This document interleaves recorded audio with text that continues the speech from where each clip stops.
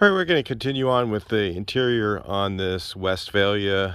Um, I'll tell you some of the stuff I did off camera. Just gave it a quick cleanup again. Kind of went through, did a little polishing on some of the paint areas that need to be redone. And then it's running good now. Let me see.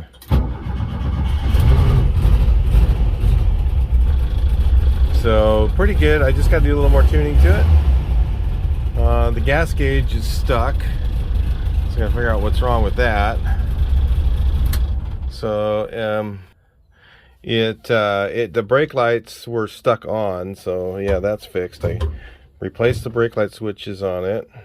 Do these things work? Yeah, they work.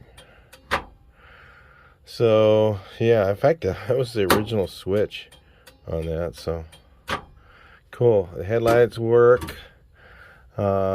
I just did a little bit of aiming with those. I got to play with them a little bit more, get them better. I drove it. When I drove it last time, I noticed it was kind of a little squirrely. I just felt, I can just tell right away.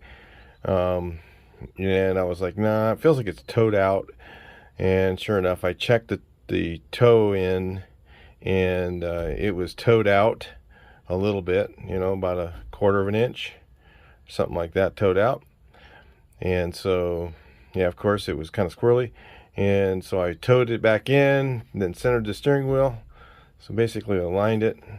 Does this work? Oh. That's funny sounding. Updated horn in it somewhere. So yeah, anyway, so I don't know. Yeah, it's 67. I don't know what the horn sounded like in the 67 because it's a 12-volt car, so it's weird. But anyway, so got that fixed. This is the original steering wheel. I didn't restore it because it seemed like it was in such good shape that I just wanted to kind of leave the patina on it. The ignition switch was kind of, you could wiggle it around, and the engine would shut off. So I just lubricated that again with some electrical. I used electrical contact cleaner inside of it, sprayed it inside. I try to reuse the original ignition switches when I can. And then I use some electrical lubricant that increases the contact inside there, and now it works perfect, so I'm not worried about that. The turn signals work good, all that. The dome light, of course, works in the back, so that's fine. I took it on the freeway up to 65, and it cruises pretty good at 65. It has the original trans gears in it. It didn't seem like there's any noises in the trans.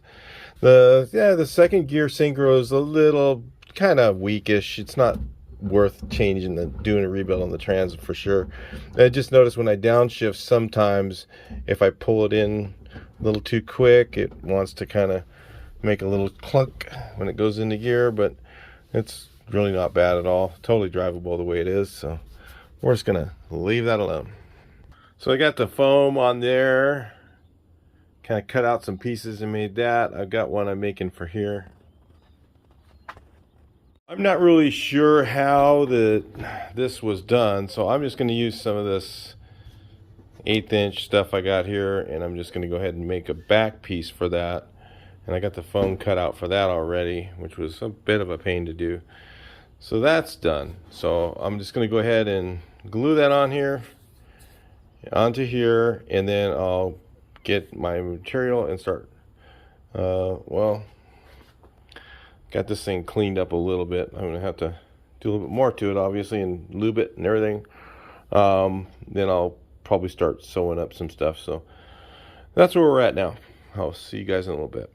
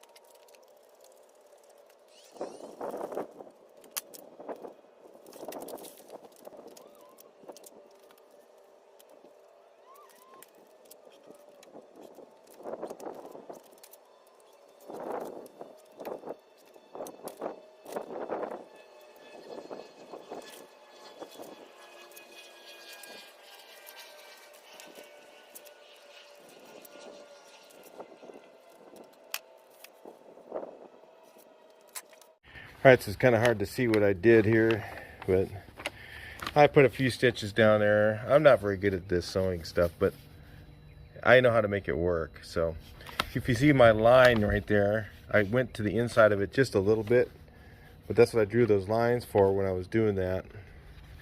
And I just cut out little squares.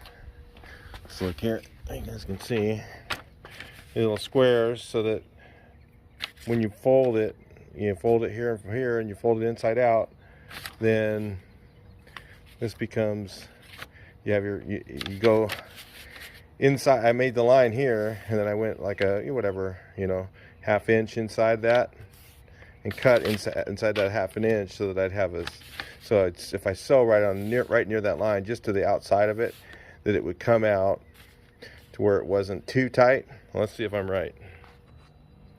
Okay, think it's gonna work. It's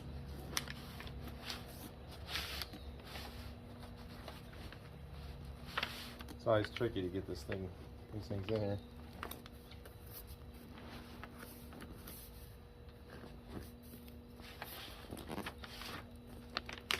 Probably should have went tight to it. And I'm looking at it now. It's gonna be a little saggy. You can always go tighter. You can't go looser. Well, let's see.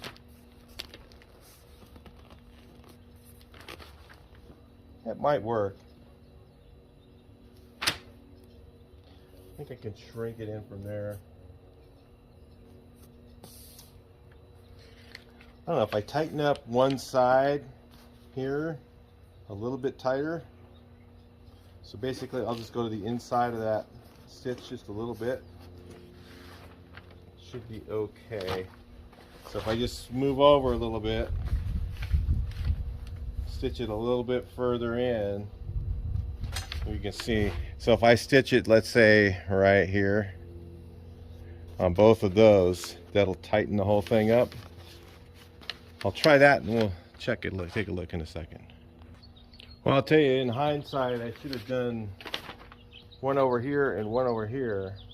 And what that would do is it would make it shrink a little bit here and a little bit here. And when I did two on this end, it shrunk more on this end, so it didn't do it evenly over here. So I think I'm gonna have to, it's not that bad. Workable. I think I'm just going to do one more. I'm going to do like one of these corners a little tighter, because it's a little saggy over here and it's a little tight over here. I can deal with the tight a little bit, but I'll remember that on the next one, I guess, on the next one of these I'm going to make. So yeah, I can just use a little bit of heat, fix that. But I think I'm just going to tighten this side up a little bit more so it's not so saggy. Yeah, it's a little saggy there. And maybe I will do both of these. I don't know, I just won't do them quite as much. I could just do one corner though. You don't have to do both. I just thought about that. You're doing two at once. So anyway, it's a little tricky.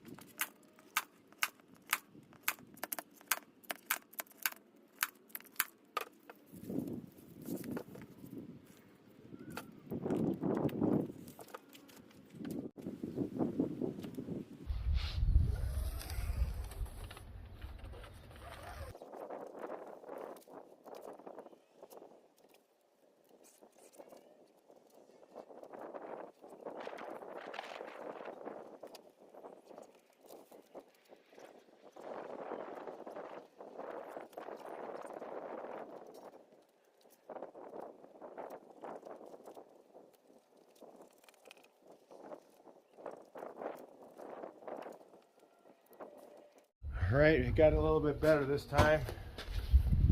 So let's staple this up and then shrink it a little bit with the heat gun again. Show you what we got going on.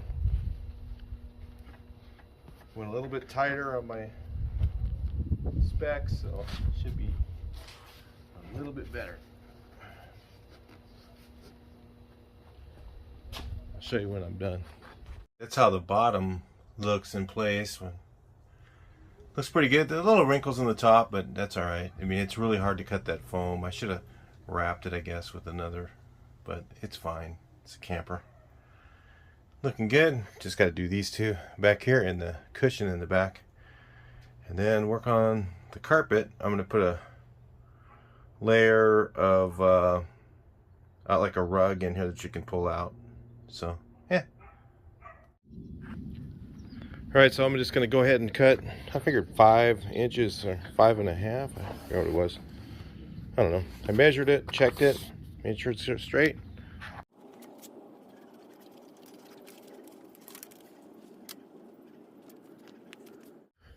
All right, so while it's laid out, I've got to mark where the corners are, because if I get these in the wrong spot, and it won't fit. So make sure that that's correct. So you got to check here. 17. It's 17, so those are good. I do the other side the same way, because that's where I need to match up. So I'm gonna go like 17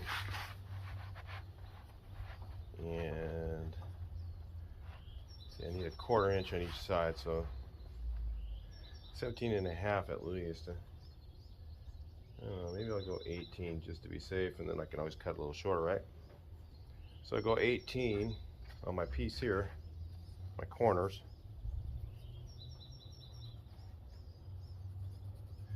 That'll give me a 1/2 inch on each side of overlap if I need it. Let's go 18, make 2 pieces. Well, actually this one will make 2, won't it? So yeah, that should make 2. I go 18 there twice. Let's see. 18. If you had a really big table, it'd be nice, but I don't. So I covered this thing with butcher paper just so it didn't get too jacked up, get too dirty. No worse than dirty material. So on the inside, it doesn't matter. So yeah, we'll cut that out.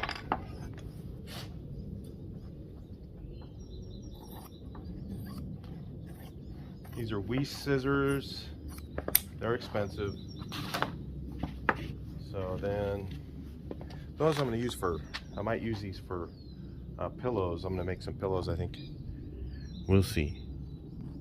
Alright, so I'm just going to cut this, and it went for 7 inches, so give me some wiggle room. Oh, you need 5, so then what I'm going to do is mark here at 17, and here, just centering it. So that's where my stitch lines are going to be. You can do it like this too. Even Steven on both sides. Mark it.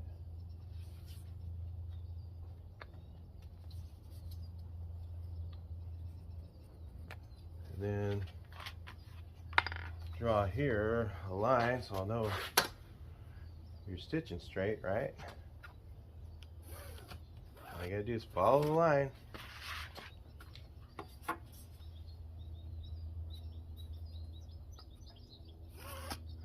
Hopefully you guys are in frame. I think so. I can't really tell. Yeah, looks like you can see me. So I'll do the same on the other side. Then the top edge, I fold that. So I'll just have these line up. When I get it off there, and you'll see what I mean. And then the top edge, I can do the same thing. I'll just do a stitch line. I can kind of guesstimate that, right? Oh, it's straight. Go along there. Same thing. So I got to do the same to this one. Spare you guys of doing that, but that's how I get it so it'll be straight. Then I'll just line up this mark with that mark, you know what I mean?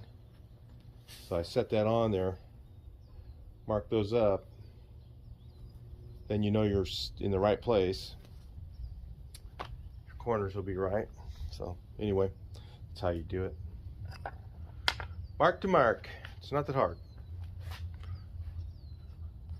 All right, let's take a look here. Got this thing about ready. Just got to stretch it on there. It looks like it's maybe just a hair too big. It didn't seem like it would have been, but might be just because of the kind of foam it is. I think if I just stretch it on, we'll be good. Just got to get it stretched on real good, and then heat gun it up and straighten it out. We'll see how it turns out.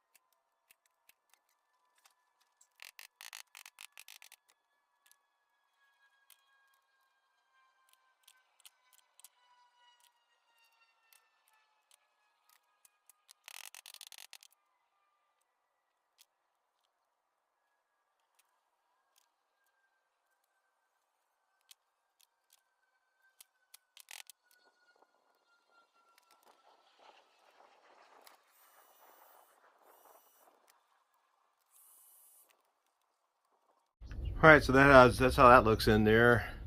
It's a little bit wavy, but once I get it all together, it should look fine. That's how that looks in there. Looks good. The back side, I might do a little more heat in that to get the wrinkles out, but that's all right too. Just clean it up really good when I'm all done. Look pretty good. It's gonna have the cushion back here, the big cushion, and then the spare. I'm probably gonna, I'll see how I can do. Maybe if I have some material, I'll make a spare tire cover. That'd look cool. I could even make it in gray if I have enough. I'll see what I got. It'd look nice if it was, I think the gold color. I don't know. It looked nice gray too because of the carpet back here. It kind of matched the front. It looked neat. Alright, so on the last one I got just a little tiny bit off center, so I'm playing around with it a lot more to try and make sure it's, you know, pretty much right in the middle. It's really hard to know. I'll just go with that, I guess. I've been looking at it for a little while.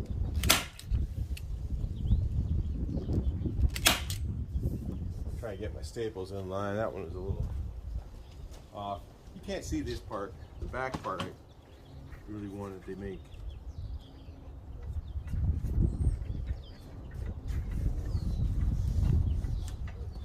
A little bit. Trying to get. So I pull this up. Same amount of slack there as I got over here. Pull it a little bit that way.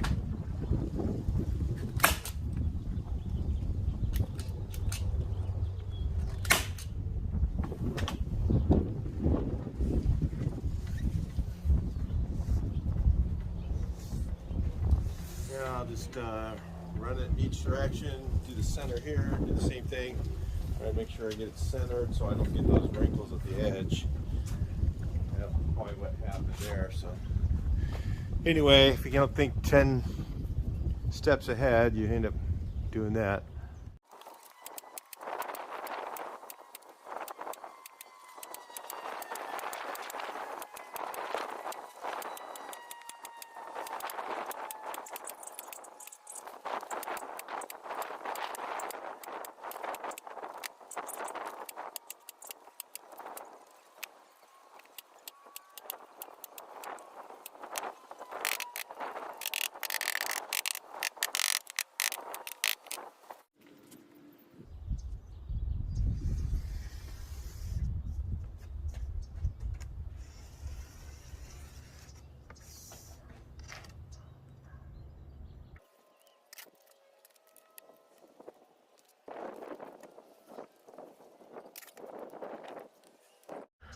Alright, so I cut a top and a bottom off to be pretty exact to the size. I want it to be pretty tight in there, so if it loses like a half inch, it'll make it nice and firm when I put the foam inside. So then I'm going to center these to one side of this and sew it onto one of these here so it's centered. Otherwise, if you tried to sew 4 sides of these together and then try and go around, almost every time, by the time you get from one corner to the next corner to the next corner, it's going to be out of square and the seams aren't going to line up. So I'm going to try doing it this way. See how it works. I don't know what I'm doing, but just the way I figure would be easiest. All right, well, I got the pad made up. I'll show you later. It's raining right now, so I figured I would clean this wheel up a little bit, give it a little, prep treatment here. Then I'll just brush on some of this, make it rust no more stuff. Then give it a little tss, tss, tss for the spare. And then we'll just use this same stuff and go tss, tss, tss, tss. Get rid of that too. While that's drying, I'm just going to give it a little coat of tire renew. There we go. I should probably clean this off, but we're not gonna. The reason I'm using this rim is because it's really bad. It's so pitted, extremely pitted, is because it's the one that holds air. So it's always a good news if your spare holds air. Just what I got that holds air. So I'm not taking the other ones off the rim and checking them out and all that. This will be just fine. And it's going to be the spare. Hopefully nobody ever uses it. If they go any long distances, wouldn't recommend it. All right, so now I'm going to make a spare tire cover.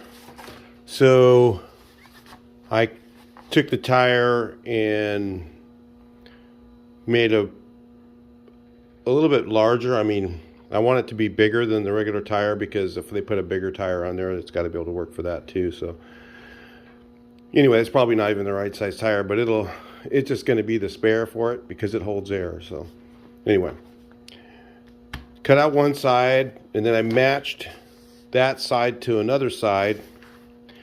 And what I'm going to do is then I've got a strip that goes around the whole thing.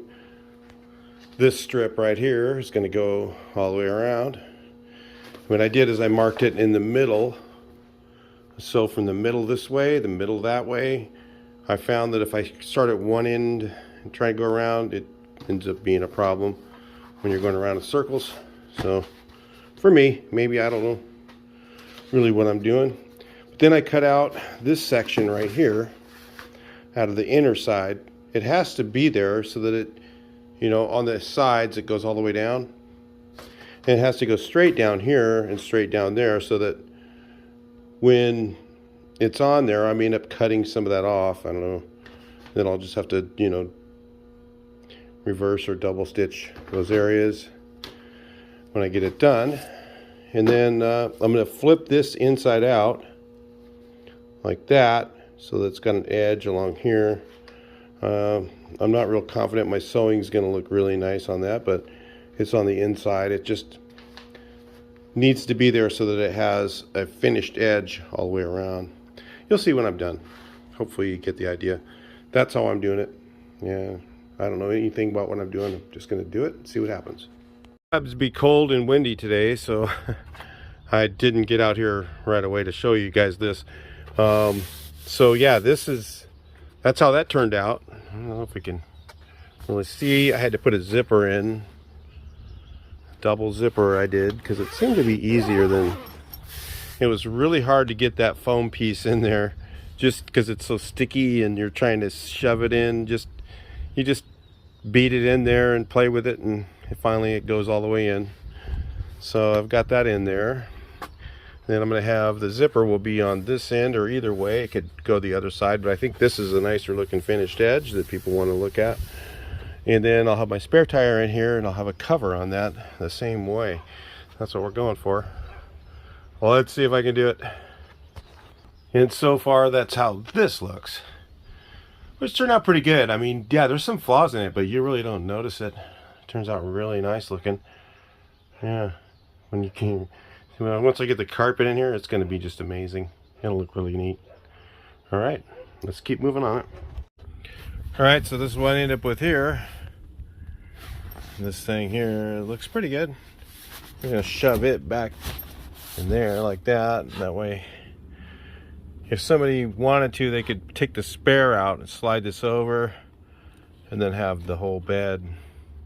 I just thought it just kind of filled in that spot. I had a piece there. Makes it look kind of cool, like it belongs.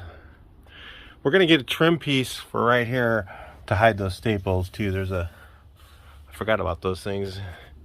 You just put the staples between the two layers, and then it hides that whole seam.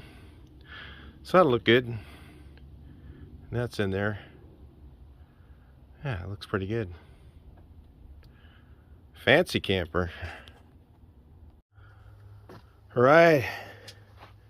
So I got this thing here made up. I'm gonna probably put some Velcro, and I'm not gonna do that yet because I gotta sand this and put a little bit of, I'm gonna use some spar urethane on that, just on the floor, because it'll take the abuse a bit. Then I gotta get an aluminum piece for here still. I'll show you how this thing went. I mean, yeah, I got some edgy stuff, you know. Couple patchy spots. It's really hard to do inside corners. That's one of the things that's really hard, and especially on a big piece like this. It's all rolled up trying to do it in the machine. So I made these. I didn't like that hole there, so I just made these things like patterned these up and then made them. They turned out pretty good. Stitching's all right, you know. It's not terribly, you know, messed up or anything. They just kind of stand there for show or whatever, and you just slide it out of there, and just looks a little bit better, more finished looking. Yeah, this thing looks really cool. Got all these clamshells. They work. So let's look at that. This thing would be really cool. It's Silverado coming up. Yeah. You never know. Maybe I'll take it up to Kelly Park if I can't get the bucket truck up there.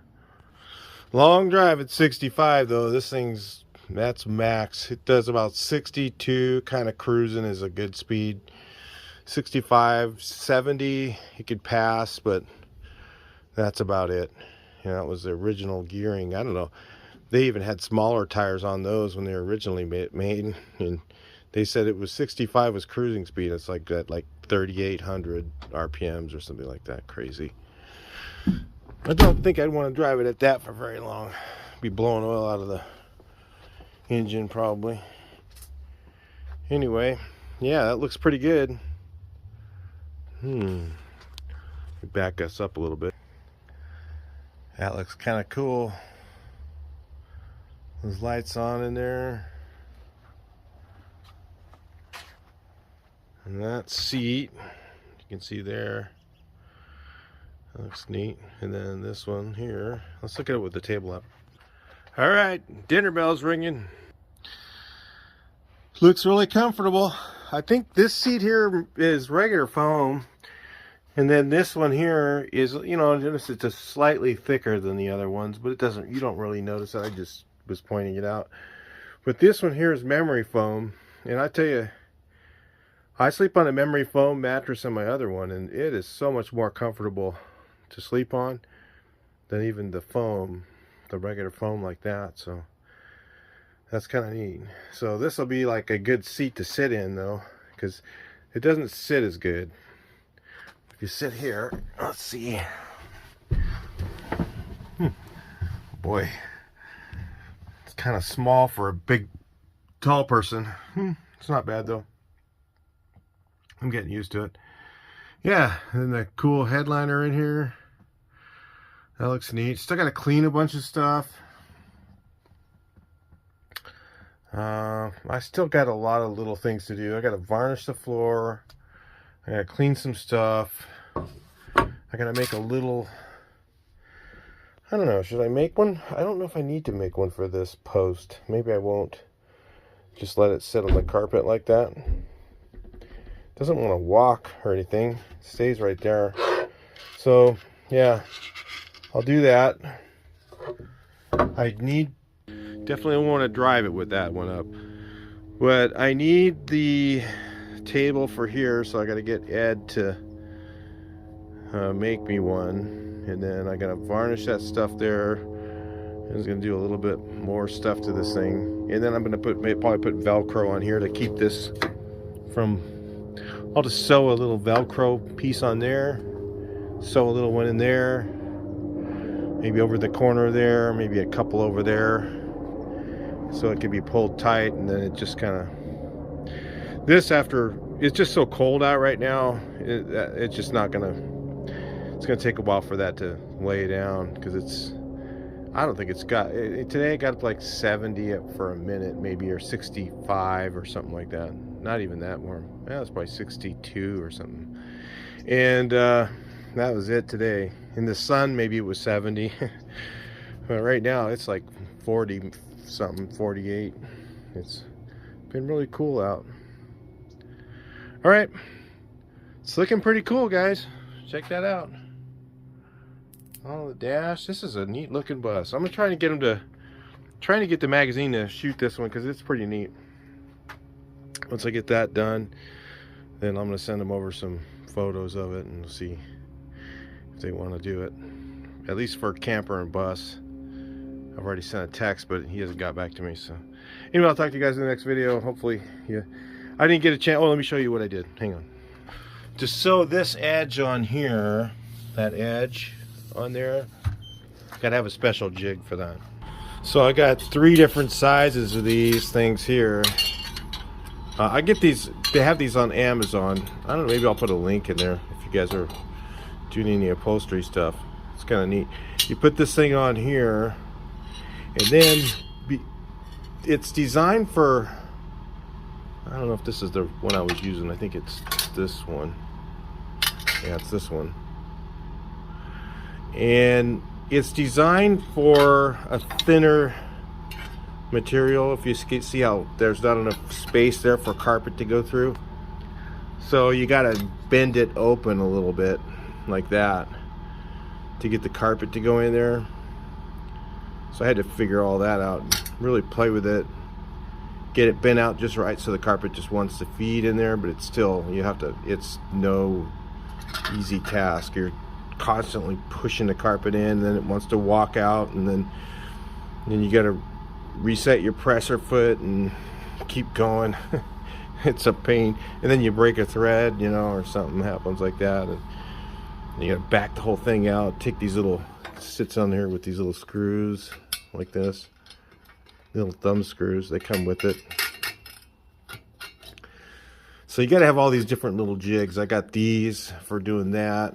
This is a presser foot that has, here's one you can look at, a little, see, for the welt to go in there, and there's different sizes of them, and then I have to buy 2 of them and weld them together because this machine isn't really the right one, and it doesn't lift up quite high enough for some material, so it's really hard to get that carpet to feed through there. So anyway, yeah, this is not really the best machine for, it's okay, it does the job, but it's not really the right one. If I had a, this is not a triple feed machine, you need a triple feed walking foot machine. This is a, people call these walking foots because the foot walks. You see how the foot walks, but it's not a walking foot machine. That's a walking foot, the needle actually goes forward and pulls through. So like those Sailrite guys on I don't know, on YouTube, they sell that as, they sell one like this as a walking foot, and it's not the same. It doesn't do nearly as much.